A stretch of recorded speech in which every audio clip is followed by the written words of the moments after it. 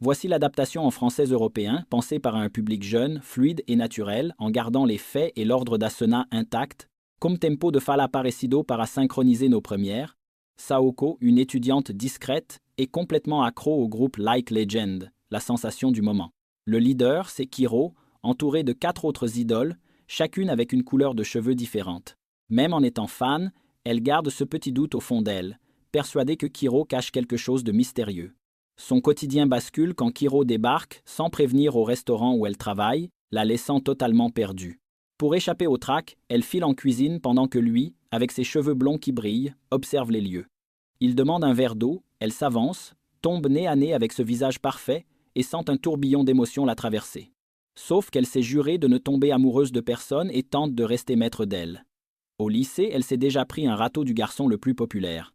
Elle lui avait donné une lettre d'amour et a reçu ensuite un message glacial affirmant qu'il trouvait son visage désagréable. Cette humiliation l'a marquée.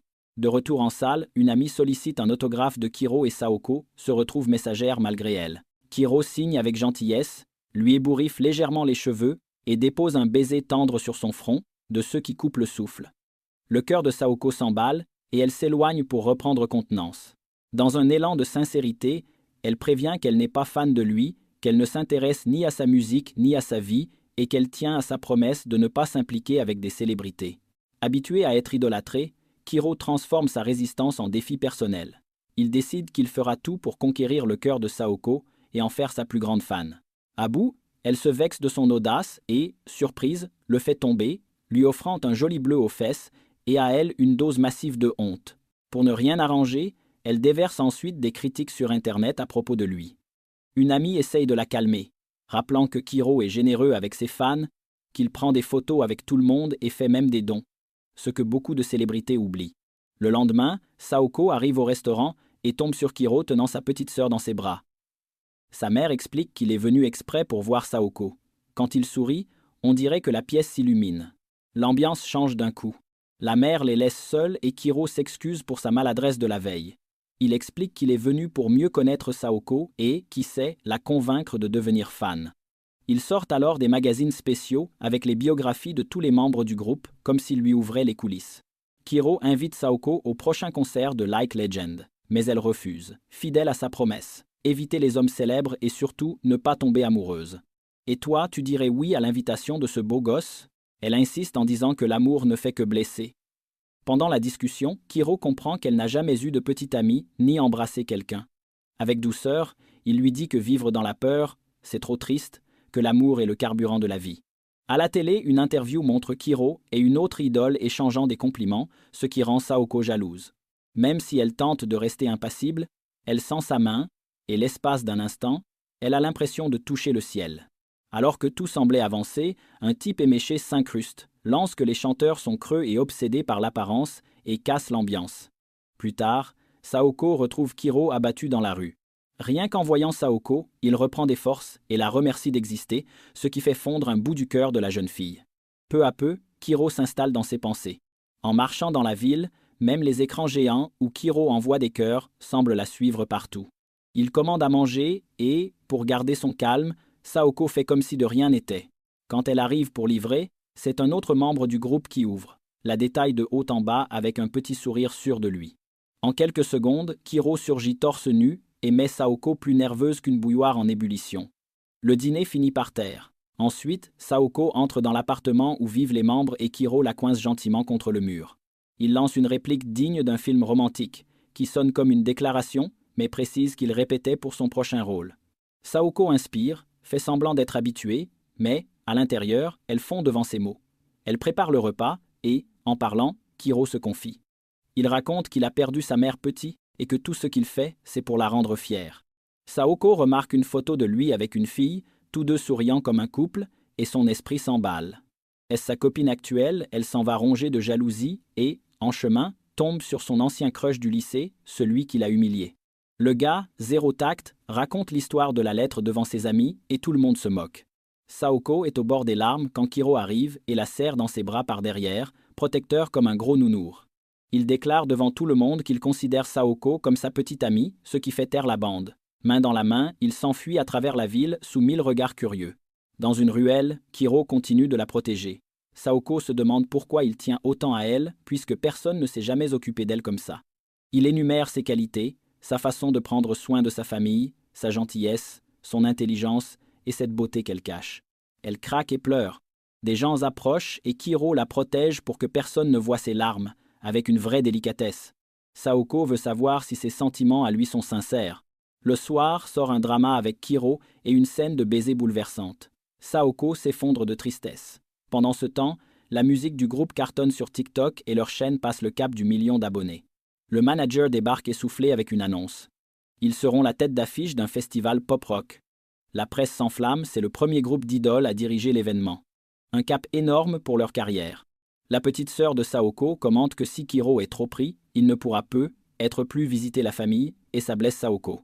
Entre-temps, Kiro téléphone pour sa commande spéciale et quand Saoko arrive à l'hôtel, une foule de fans bloque l'entrée. En franchissant la barrière, elle croise Nicole, une superstar japonaise aux longs cheveux blonds. La beauté de la jeune femme hypnotise Saoko. La sécurité repère Saoko, elle accélère et file à l'intérieur. Dans l'ascenseur, elle tombe encore sur une autre chanteuse célèbre. Des célébrités partout. L'estime de soi de Saoko vacille au milieu de toutes ces étoiles. Dans l'appartement du groupe, Kiro ne tient plus et la tire à l'intérieur. Elle observe des tableaux d'inspiration avec des idées de costumes pour le prochain show. Elle commente que Kamoto, le membre aux cheveux noirs, se démarque, et Kiro ressent une pointe de jalousie. Les garçons entourent Saoko avec politesse et taquinerie. Elle oscille entre l'enchantement et la gêne d'être avec ses idoles. Kiro lui présente chacun, et contrairement aux clichés, tous sont charmants. Il lâche des compliments légers, et Saoko s'excuse d'avoir pensé qu'il serait arrogant.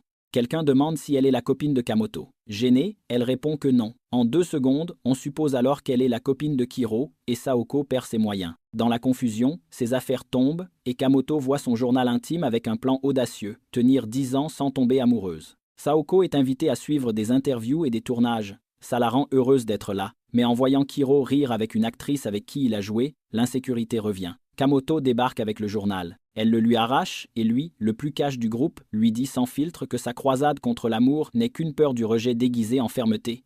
Il insiste, qualifiant cette posture de lâche. L'actrice du drama les observe, piquée de jalousie, et Kamoto précise que Saoko n'est qu'une livreuse. L'actrice répond avec un sourire étincelant de fille qui connaît sa valeur. Touchée par la comparaison, Saoko aimerait briller comme elle. Avec une douceur presque amoureuse, rare venant de lui, Kamoto lui ébouriffe les cheveux. Agacée, l'actrice serre la main de Saoko un peu trop fort, lui faisant mal. Saoko s'éclipse pour prendre l'air, le cœur qui bat vite, puis reçoit une invitation. Assister au tournage du nouveau clip, une chanson d'amour. Petit souci sur le plateau. Les garçons n'arrivent pas à jouer sans muse. Devine qui sert de référence Saoko. Il répète des phrases romantiques en chantant à cœur ouvert, offre des fleurs, et Saoko sent ses jambes flageoler. En plein exercice, Kiro la fixe intensément, et elle rougit de plus belle. Elle est tellement nerveuse que ses lunettes manquent de se casser. Il souligne qu'elle est magnifique quand elle rougit. La jeune fille fond. Pour la remercier, les garçons lui offrent des stickers spéciaux du groupe et Saoko les garde précieusement. Surtout celui de Kiro, qu'elle pose sur la table avant de se préparer à une confession. Elle respire, met de l'ordre dans son cœur et décide d'avouer qu'elle aime vraiment. Quand elle se retourne, elle surprend Kiro en train de regarder. Il a entendu ce qu'il fallait. Saoko, morte de honte, tente de s'enfuir, mais Kiro l'appelle avec une présence presque magnétique. Il révèle qu'il l'apprécie, lui aussi, et se dit heureux d'avoir rencontré Saoko. Elle, courageuse, reconnaît que sa peur de l'amour a diminué grâce à lui et lâche la bombe. Elle est complètement amoureuse. Kiro sourit, mais pas comme dans ses rêves. Il explique avoir décidé, depuis un moment, de ne pas avoir de personne spéciale. Comme il est une icône nationale, quiconque s'approche finit par souffrir de l'exposition. Le coup est rude pour Saoko. Dans la douleur, Kiro coupe le fil qui les reliait et tous les deux se brisent de l'intérieur. Pour empirer, un scandale éclate autour de Kiro, mettant en péril sa réputation et celle du groupe. Sur les réseaux, on répand la rumeur qu'une ex-petite amie aurait vécu une tragédie après leur séparation. Le web le cancelle et l'agence annonce sa suspension pour une durée indéterminée, le retirant des prochains événements. Saoko n'y croit pas. Un jour, un garçon casquette sur la tête entre au restaurant, dépose une boîte mystérieuse et s'en va. Elle comprend que c'était Kamoto et, à l'intérieur de la boîte, c'est Kiro qui se cache. Tous les deux sont gênés de se revoir. Comme les journalistes rôdent partout, la meilleure planque devient la maison de Saoko. Hésitante, elle accepte d'aider et lui aménage un petit coin. Avant de sortir, Saoko tente de clarifier que ses sentiments se sont refroidis et qu'elle ne l'aime plus. Kiro encaisse et, au passage, avoue qu'il n'a pas de sous-vêtements de rechange. Saoko imagine la scène et file au magasin, super mal à l'aise, pour acheter ce qu'il lui faut. À la maison, elle entre dans la salle de bain pour se changer pile au moment où Kiro y entre aussi par erreur. Grosse panique pour les deux. Elle lui jette un t-shirt au visage, le met dehors et se cache sous la couette, morte de honte. Voyant son angoisse, Kiro tente de la rassurer. Saoko croit qu'il est déçu par son corps, mais il lui assure qu'elle est bien plus belle qu'elle ne l'imagine, remontant son estime d'elle en flèche. Les jours passent et l'air devient plus romantique.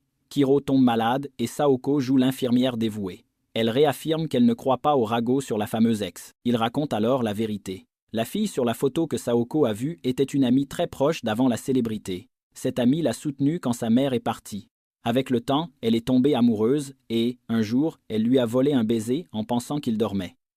Il s'en est rendu compte et, pour ne pas la blesser, a pris ses distances. Elle a voulu le voir, mais lui s'est enfermé dans sa grande maison, a cessé de répondre, et l'ami est tombé dans une détresse profonde jusqu'à en mourir. Ce traumatisme a dressé un mur dans le cœur de Kiro. Saoko croit qu'elle peut l'aider à guérir et choisit de rester à ses côtés. Pendant ce temps, la chaîne de Like Legend s'effondre. Ils perdent 1 million d'abonnés et le moral du groupe suit la pente. Un groupe rival vient provoquer. Il dit qu'ils ne vendent plus.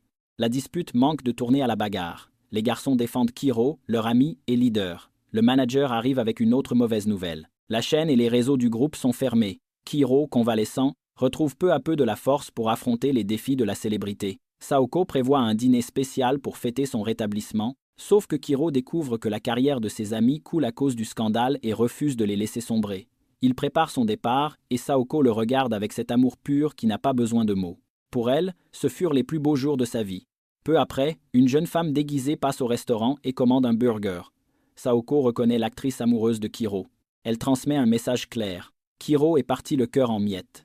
L'actrice raconte que Kiro a déjà traversé une grosse phase de déprime, parce que la célébrité abîme l'âme et transforme les gens en produits. Touchée, Saoko écrit un mot d'encouragement et l'envoie avec le repas, réaffirmant son soutien. Elle choisit d'être plus courageuse et se rend à l'hôtel où les fans attendent le groupe. Avec un masque de diablotin, elle crie des messages de soutien pour renverser l'opinion publique. La première fois, rien ne bouge. Mais elle ne lâche pas, elle enchaîne les hôtels, et l'énergie prend.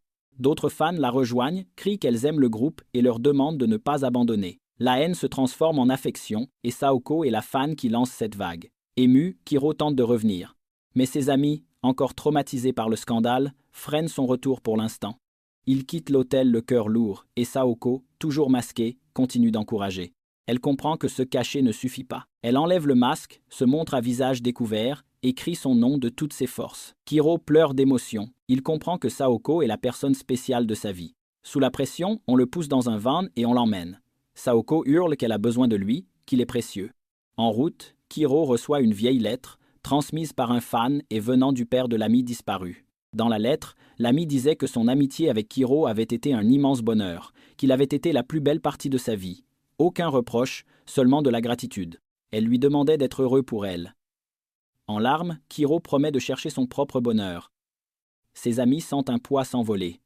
Par la fenêtre, ils voient des écrans géants avec des vidéos de fans en pleurs déclarant leur amour pour Like Legend et rappelant tout ce que leur musique a apporté de bon.